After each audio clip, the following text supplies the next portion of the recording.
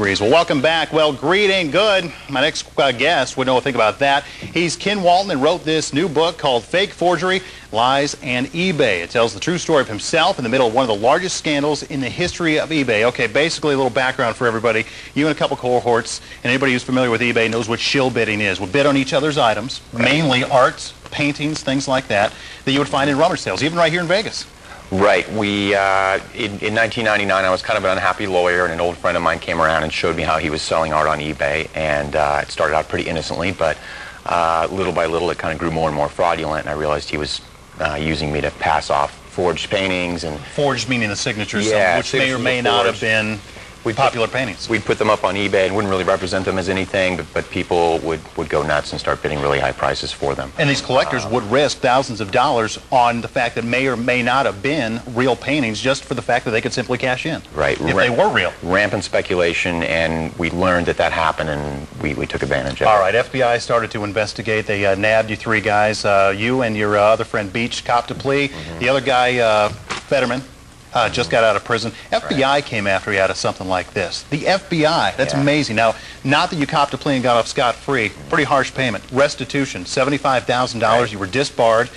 You also had, were no longer allowed on eBay, and no longer were allowed to participate in anything related to eBay, which really kind of hurt you because you started a software company that had to do with eBay and you had to sell it years later.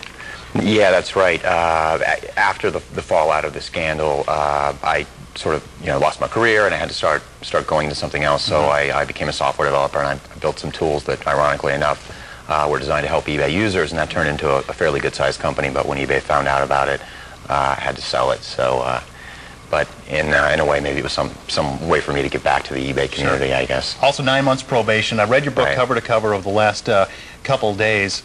You're in town for an eBay convention. eBay Live is in town. You probably also came to Las Vegas to pump up your book also, I would imagine. Sure. You stepped into the eBay convention yesterday. What did they say to you? Did anybody recognize you? Why do you even go in? It's, I have a few people I like to say hello to from the days when I was more involved in eBay. And Vegas is just a fun place to visit, of course, and I've got some relatives here as well. All right, you might know the painting. Let's pop up a picture of the painting that was in question. This was one that finally brought you down and got the FBI sniffing around, thanks to all us media types who did a story on this $135,000 painting that may or may not have been a Diebenkorn. Take a look at this. You bought this in Pear Blossom, is that right? Pear Blossom, California. It's in the high desert. And you bought it for?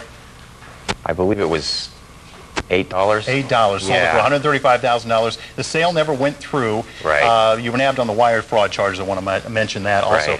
Tell us, what should people take away from this who read your book, who are on eBay, and who potentially buy art or anything else on eBay?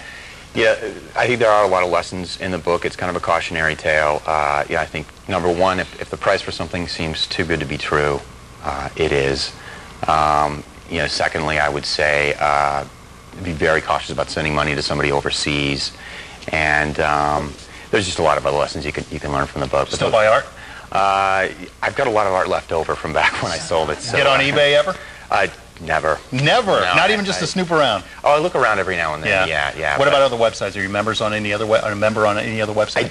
Auction sites? I sort of lost my taste for selling things online, I think. I guess after the FBI comes after you, nabs you for wire fraud, I guess. All right, the book is called Fake Forgery, Lies, and eBay. The author is Kenneth Walton. Kenneth, thanks for joining us for today, and enjoy your time in Las Vegas and at the convention, if you can. Thank you. 7:25. Let's get back to the anchor desk.